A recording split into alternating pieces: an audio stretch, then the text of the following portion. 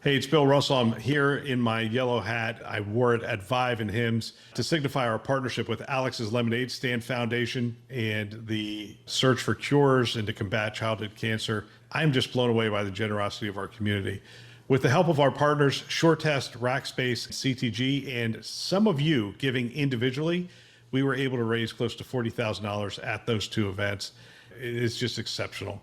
And I would like to thank all of you who have joined us in this cause. If you would like to be a part of it as well, go ahead and hit our page, thisweekhealth.com. You can go to the top blue banner that is on our homepage and click on that to give today. Thank you again for being a part of this effort and this cause. Today on This Week Health. Healthcare is what? One quarter, close to 1/5 of our economy, and it's based on digital data. How can we not have an impact if we don't secure that data?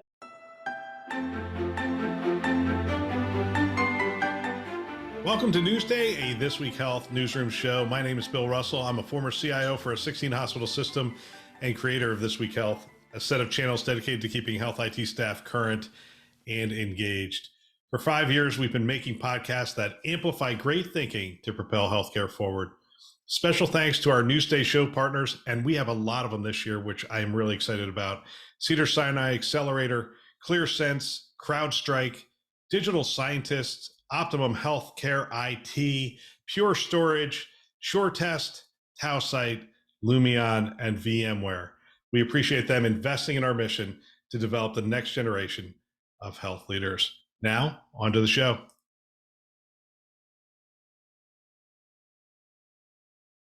All right, it's Newsday, and today I'm joined, this is our first episode of the year with David Ting with Tausight. And David, Happy New Year. Happy New Year's, Bill.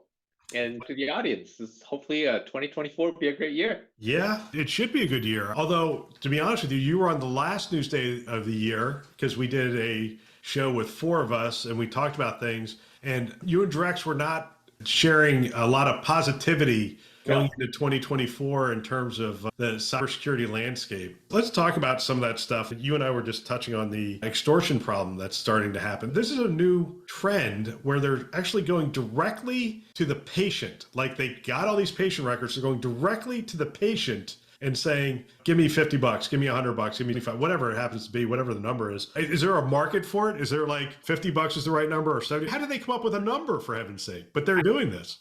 I think that, unfortunately, that's the news from last year. It just occurred right at the end of the year, and it's this new tack that's basically, hey, Merry Christmas, Happy Holidays. We have your record and pay us $50 so that we don't sell it to the highest bidder who might do other awful things with it besides just having your data. And so the threat of, gee, I don't want people to know this, or they know me because they obviously emailed me and or phoned me. They have all my info. Didn't happen to me, but we know people in Oklahoma where this occurred. People were getting the direct emails, and that would be a very scary thing if I got an email saying, hey, I have this info about you. Would you pay $50 to get it off the list so we don't sell it to somebody who's probably going to be nastier about extorting this data? This is a new tack and a clever one. Are they asking individuals to do $50 in Bitcoin? Are they actually taking credit cards? Are they taking Apple Pay? I did not go down that route to ask, but that's the logical question is how do you hide this where the money goes in? But they also know you have no recourse. They're just basically saying we're helping you expunge a record from a bad database.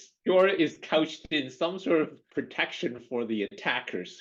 Let's assume one of your kids just called you and said, hey, I'm in Oklahoma. I just got this email. This is back to the, do we pay the ransom or not? Is your recommendation to your kid, hey, it's $50. Here's how you get Bitcoin. Here's how you pay it. Just pay it. Or is it, you know what, you're dealing with criminals. These people aren't to be trusted. This is still a tough question, even when you get down to the individual level.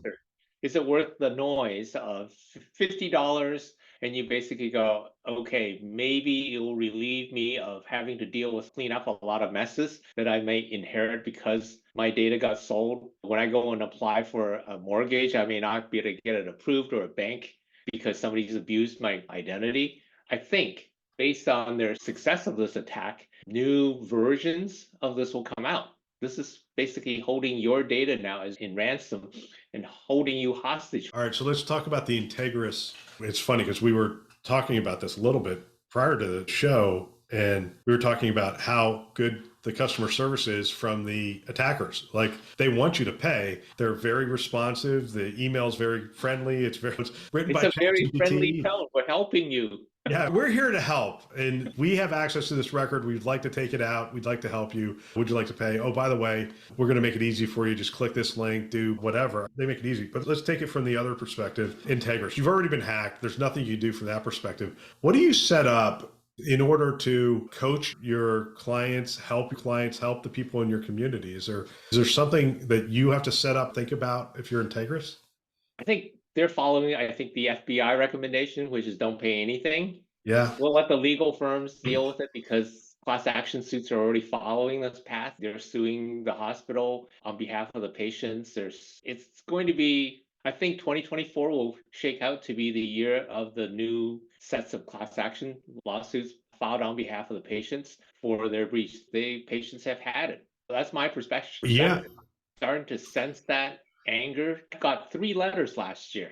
3. And you go, come on, can you not keep this thing under lock and key? Can you not manage this better than having people say, oh, we'll give you 2 years free credit monitoring? Yeah, but they have all my other data, right? I have people who can't file taxes because their social security number and their personal information got compromised. This has to stop. Yeah, that's interesting. Let's see, how long has it been? It's been at least 10, maybe 15 years. I've had the credit monitoring reporting protection on my system. So when I get those letters, I just ignore them, even though I should take every one of them just to have the health system actually pay for it because they've caused this.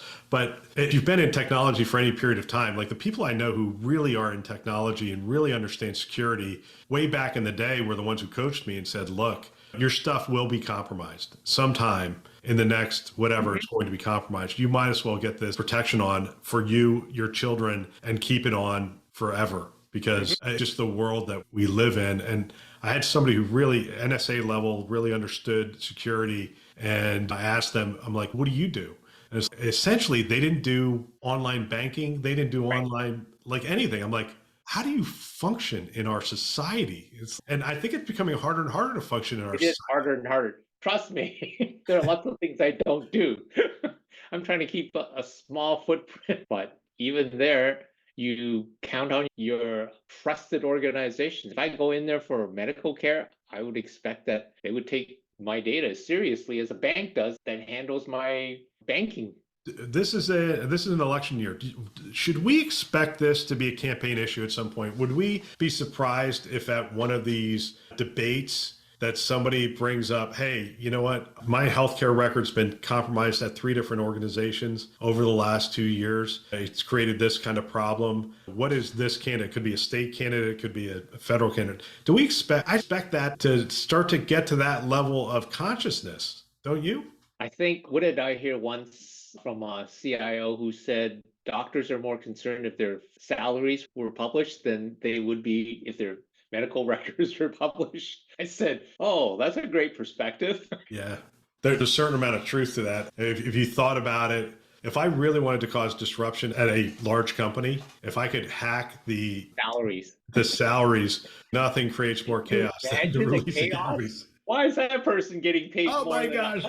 Yeah, no, it's crazy stuff. You and I know offline we've talked about the state of New York and their plan moving forward. The plan is to release money to New York hospitals that can't afford it for security, to come to a certain level of security. Now we have to determine what that level is and how that gets measured, and then how you qualify for that money and what's the cutoff of who can afford it and who can't afford it. I think in our talks, I expect that to start to become a common discussion across the country.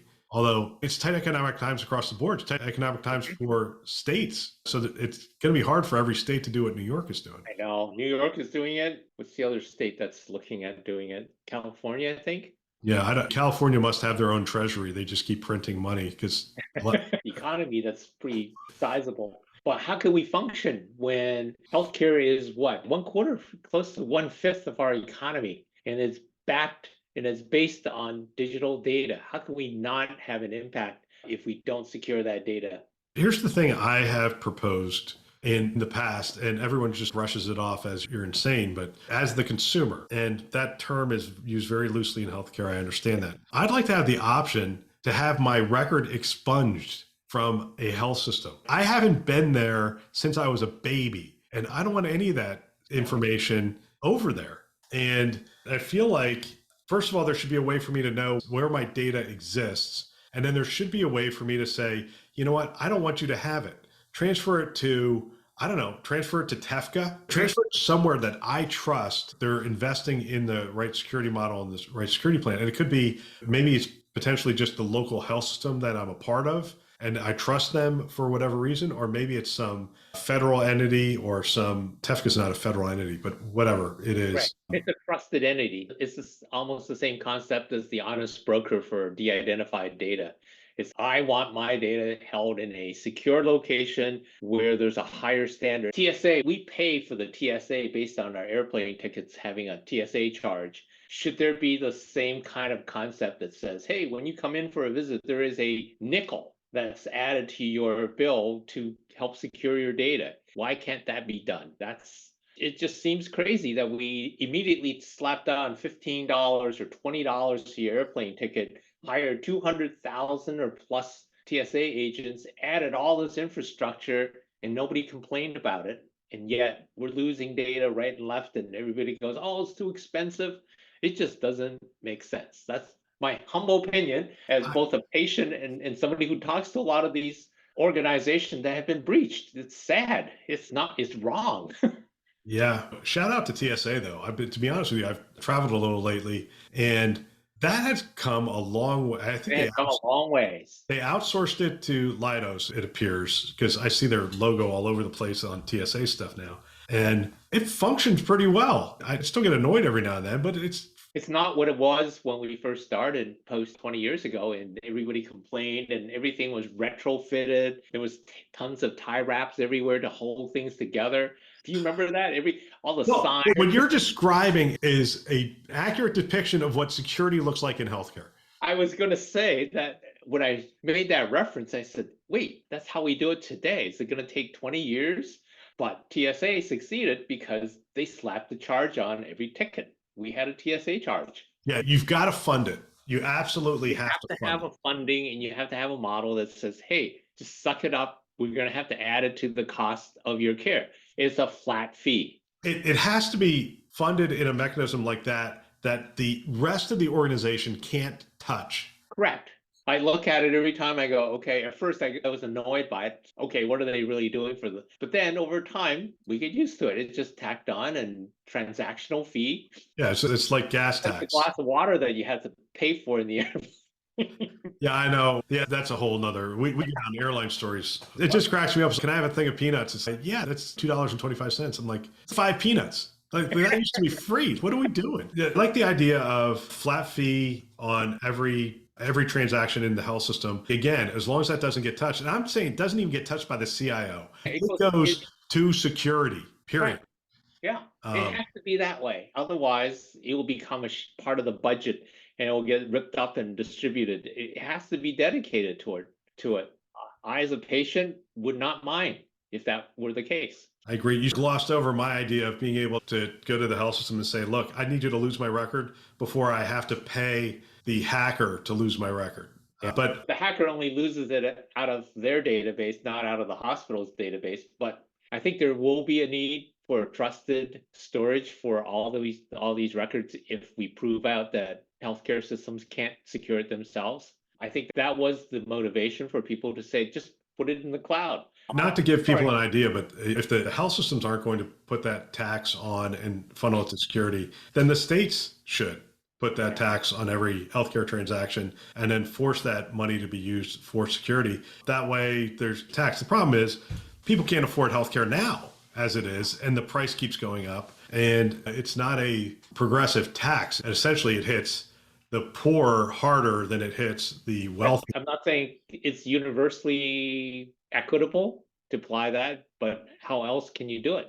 But we have a lot of taxes that are that way. The gas tax is that way. If you're an Uber driver and you're only making X amount of dollars, that gas tax hits you a lot harder than it hits me, because I, quite frankly, do a lot of my work right here. So right, I'm not in the car. Welcome to This Week Health, where every morning is an opportunity to transform your day with the power of health IT knowledge. Dive into our diverse podcasts on Spotify or Apple Music, featuring shows like Today and Keynote, bringing you insights from the forefront of healthcare technology. But there's more. Our daily insight emails deliver the latest health IT news directly to your inbox, ensuring you're always one step ahead. And for those on the go moments, our weekly clip notes summarize key points from our content, making it easier to stay informed, engaged, and aware of what's going on in the industry. And don't forget to visit our revamped website, especially the news section at This Week Health News. It's your curated hub for the most relevant news selected and summarized for your convenience. This Week Health is more than a platform. It's your daily partner in navigating the ever-evolving world of health IT. Subscribe, follow, and become a part of a community that's shaping the future of healthcare. This Week Health, where your journey into health IT excellence begins every day. Interesting. This is an interesting conversation, interesting way to go in the beginning. I have to commend you. We've done a whole show and we didn't talk about AI, not at all. I think it's going to be a year of AI, new ways of leveraging it, new ways that people are going to leverage AI for interesting problems. I think as we get more comfortable with what language models can be, I could see a programming language model. I could see a design language model for engineering. Why should we be having today? We have this first pass, ChatGPT. Oh, we trained it on a variety of everything. I think we're going to see more specific language models that are dedicated to specific topics where the relationships between the various topics are automatically learned by the language model and then be able to be leveraged. If I'm a design engineer looking at a structural member, all the requirements to meet compliance and physical properties and cost barriers should all be embedded in a language model that can say, hey, that bolt that you're trying to bolt these two pieces, that's undersized for the job, as opposed to the engineer who has to say, gee, it's a 1-inch bolt. That should hold. And maybe I put a specific tensile strength on the bolt. The language model, the knowledge model, I prefer to call it a knowledge model versus a language model. It should have that concept built in and be part of your design validation. Yeah, absolutely. The language model is going to define those individual tools that you're talking about. The knowledge model, and I like that terminology, is what I've been talking about with people. I believe there's going to come a time when if I have a security question, I'm going to get on the phone and call you and Drex. You're more in tune with what's going on there. You spend a lot more time in that space than I do. And if I had a question about data, I'm going to call Charles Boise. If I have a question about the knowledge models are going to start to work that way, where it's, okay, I'm going to outsource this question over to the science model, to the engineering model, to the whatever. I think that's one of the things that's going to happen. But I think the other thing that's going to happen is we're just going to have the enterprise, the entire hospital enterprise, workflow, outputs, financials, whatever. It's going to wash over this knowledge network all the time. Yes. And instead of us having to go, hey, we should do a study on this and a study on that. It's already done it. It's just going to pop it up and say, hey, you realize if you make this change and this change, you'll probably save $8 million a year. And you'll look at it and go, someday you'll get the note that says, why do we need all these people around? We computers can do this better than they can. Yeah, or it'll generate warnings. Like somebody will sit there and go, I'm going to order this supply, and it'll pop it up saying, every time you order this supply, because it's a one-off, it's costing you this, consider ordering this one. There's just so many options now. And I think we're going to have to start thinking in terms of how these things are working together. This is the same way technology always evolves. We go out and we do these point solutions. But at some point, I think there's going to be a fabric, a framework that sits that we need to be thinking about how all these things are going to work together. It's going to be interesting. So we didn't get out of the show without talking about AI, but at least we touched on it. I remember years ago when the concept of the paperless office first came out. It was a time when we had secretaries and steno takers, note takers, who would then convert your conversations into typewritten pages to circulate. And everybody laughed and go, paperless office, really? You know, what will happen to all those typewriters, all those typewriter technicians, all the people who train? There was a whole transition that occurred. And I remember when the first word processors came out and everybody go, oh my goodness, look at all the changes that we could now effect. Now we don't think anything of doing our own word processing, doing our own document generation, sharing it globally, speed with which occur much faster than we think. I think the scenarios you described above, totally possible within the next 5 to 10 years. Yeah. Do you still use paper at all for anything? Just because Placemats. you crack me up. I still have a paper notebook that I take notes, and everybody notices that I look down, and they go, "Oh, Dave's writing notes." Exactly. I have a daily planner. It keeps my life in order. And over my shoulder, you can see all my journals for the last 10 years, no, last 8 years over my shoulder. The thing is, I don't have to worry about the PHI in there. Exactly. It's more secure in paper. We always used to joke and say you could never get 50 patients' records, 100 patients' records out of the hospital without it weighing down 25, 30 pounds of stuff to carry. And now you could lose it in a flash drive. Yeah, literally. David, always great to start the year with you. And Chime, Vive, you going to hymns? What are you doing? Vive. You're going to That's Vive. what I'm scheduled for. Okay. Not going to hymns this year? I have to check with my boss. I have no idea. I have no idea. The woman who runs our marketing has control over that. She'll go, "You're going to this meeting. You're going to that conference." I go, "Yes, ma'am." I will close with this. They have these one-on-one meetings I think at the Vive conference. And I was talking to somebody who was talking to you just prior, and I was standing there with your CEO for Towsite. I said, "Oh, what did you talk to David about?" He said, "Oh, woodworking. We were talking about some wood project or that kind of stuff." I have to admit, I know who that was, and I have to admit I was pretty guilty of it, because we're talking about getting fingers sawn off in these old tabletop saws, and he said, "Oh, I bought a brand new one that you could stick a hot dog on, and it was stopping it." It's just funny though, because the marketing person, the CEO, is just rolling their eyes. They're like, "We paid for him to sit there and talk about woodworking with somebody who can just as easily get on a Zoom call or something with and talk about woodworking." It's okay. Yeah. I'm like, yeah, that's why we do business. We do business with people we like. Exactly. I'm not out there only to tell people what we could do for them. It's also, I think the thing that has really, I recognize in healthcare, it's a community. I mean, I don't see these folks. I hadn't seen these folks for a long time. We got caught up talking about, "Hey, what have you spent COVID time doing?" And I hunkered down in my workshop, and I was building stuff, and he said, "Oh, me too." And we it deviated down this path of keeping your fingers from getting sawn off by. So there you have it. If you're going to do a Vive one-on-one event, pick Towsite if you want to talk about woodworking, and David would be more than happy to. I'd be more than happy to entertain you on that. That's Bill, awesome. thank you. Thanks, David. Appreciate it, as always. And that is the news. If I were a CIO today, I think what I would do is I'd have every team member listening to a show just like this one and trying to have conversations with them after the show about what they've learned and what we can apply to our health system.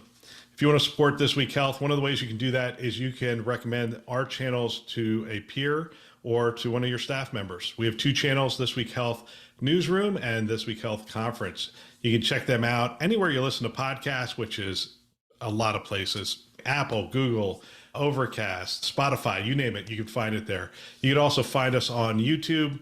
And of course, you can go to our website, thisweekhealth.com. And we want to thank our Newsday partners, again, a lot of them, and we appreciate their participation in this show: Cedars-Sinai Accelerator, ClearSense, CrowdStrike, Digital Scientists, Optimum, Pure Storage, SureTest, Towsite, Lumion, and VMware, who have invested in our mission to develop the next generation of health leaders. Thanks for listening. That's all for now.